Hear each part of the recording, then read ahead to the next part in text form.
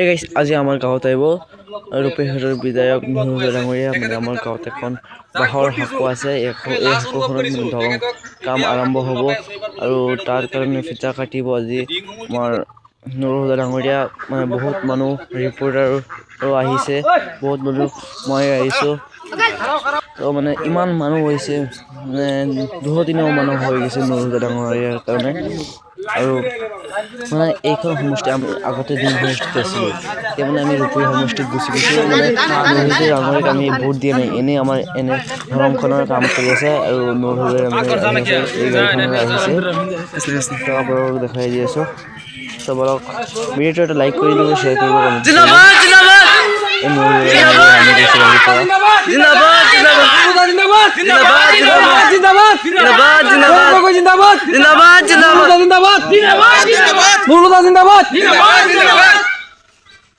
সকলোৱে মানে গামোচা দি আছে নুৰুল ডাঙৰীয়াক এতিয়া আমাৰ হাকুৰ ফালে গৈ আছে কাৰণ হাকুখন চাব মানে আমাৰ এই দলংখনৰ কাম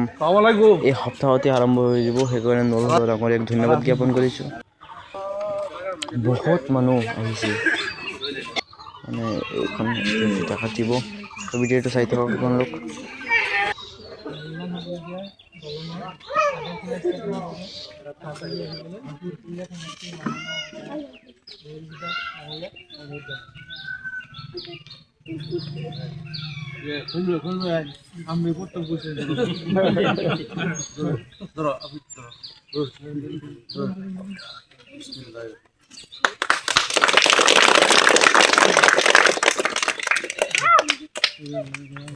আর এসে ডাঙরিয়া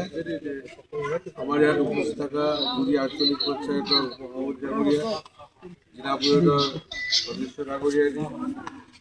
গাঁও পঞ্চায়তৰ নিৰ্বাচিত প্ৰতিনিধিসকল আৰু মোৰ সহকৰ্মীসকল মুৰব্বীসকল যুৱক বন্ধুসকল আজি কিছুদিন পূৰ্বে ইয়াৰে স্থানীয় মুৰব্বী খলিল ভাইকে প্ৰমুখ কৰি কেইবাজনো ইয়াত এখন দলং লাগে বুলি মোক কৈছিলে মই খোজকাঢ়ি আহি এই দলংখন চাইছিলোঁ বহুতো ছাত্ৰ ছাত্ৰী ইয়াত পাইছিলোঁ আপুনি পাৰ হৈ গৈ আছে আৰু সেই সময়তো কিছু মানুহ ইয়াত উপস্থিত হৈ সকলোৱে এটা আবেদন জনাইছিলে মোক এই দলংখন কৰি দিব লাগে তাৰপিছত তেওঁলোকৰ বতৰ পৰি সঁহাৰি জনাই ইয়াত সেইদিনা কিছুমানে মোক আকৌ মুদ্ৰাবাদো দিছিলে কিছুমানে জিন্দাবাদো দিছিলে গতিকে জিন্দাবাদ মুদ্ৰাবাদ গোটেইখিনি মোৰ বুকুৰ মাজত সামৰি লৈ 2025-26 বিত্তীয় বৰ্ষত মই RIDF-ত 8 কোটি টকা পাইছিলোঁ আৰু সেই 8 কোটি টকাৰ পৰা 3 কোটি 21 লাখ টকা এই গৰৈমাৰী ডিংগড় ৰাস্তাৰ এই দলং নিৰ্মাণৰ কাৰণে মই মঞ্জুৰি দিছোঁ আৰু SOPDৰ আণ্ডাৰত আৰু 14 লাখ টকা দিছোঁ দলঙৰ ইটো মূৰে 100 মিটাৰ সিটো মূৰে 100 মিটাৰ এই 200 মিটাৰ ৰাস্তা পকীকৰণৰ কাৰণে আকৌ 14 কোটি টকা দিছোঁ মুঠ SOPD আৰু RIDF মিলাই 3 কোটি 35 লাখ টকা ইয়াত মঞ্জুৰি দিছোঁ চৰকাৰে মঞ্জুৰি দিলে তাৰপিছত টেণ্ডাৰ কল হ'ল টেণ্ডাৰ পালে ৰোহিণী বৰুৱা বুলি এজন কণ্ট্ৰেক্টৰে টেণ্ডাৰ পাইছে গতিকে কাম কৰিব বিধায়ক নুৰুল খুদাই আজি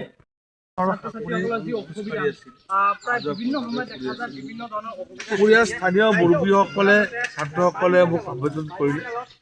আৰু মই আহি এই দলংখন চালোঁ দেখিলোঁ দলং নাই বাঁহৰ সাঁকো ছাত্ৰ ছাত্ৰীসকলে সাঁকো দি পাৰ হৈ আছে সৰু সৰু ল'ৰা ছোৱালী মোৰ নিজৰে খুব দুখ লাগিছিল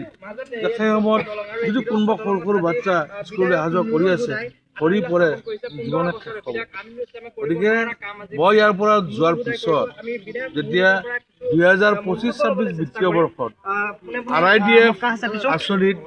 মই 8 কোটি টকা পাইছিলোঁ আৰু সেই RIDF আঁচনিৰ 8 কোটি টকাৰ পৰা এই গৰৈমাৰী ডিংগাঁও সংযোগী দলঙৰ কাৰণে মই 3 কোটি 21 লাখ টকা মোৰ ফাণ্ডৰ পৰা মই আগবঢ়ালোঁ আৰু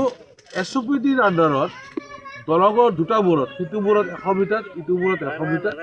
এই 200 মিটাৰ ৰাস্তা বনাবৰ কাৰণেও 14 লাখ টকা মই আগবঢ়াইছোঁ সৰ্বমুঠ SOPD আৰু RIDF মিলাই 3,35,00,000 টকা মঞ্জুৰি হৈছে চৰকাৰ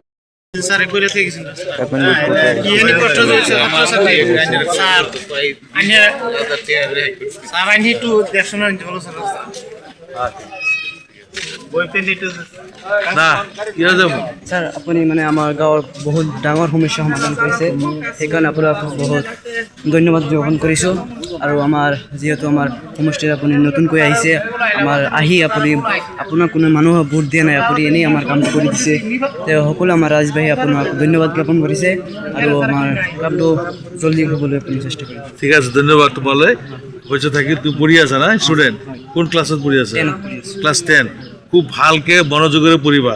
লিখা পঢ়া কৰি IAS অফিচাৰ হৈ এনেকুৱা চেংচন লেটাৰ চহী কৰিব পৰা যোগ্যতা তোমাৰ অৰ্জন কৰিব লাগিব আল্লাহ তাআলা তোমাক সেই শক্তি দিয়ক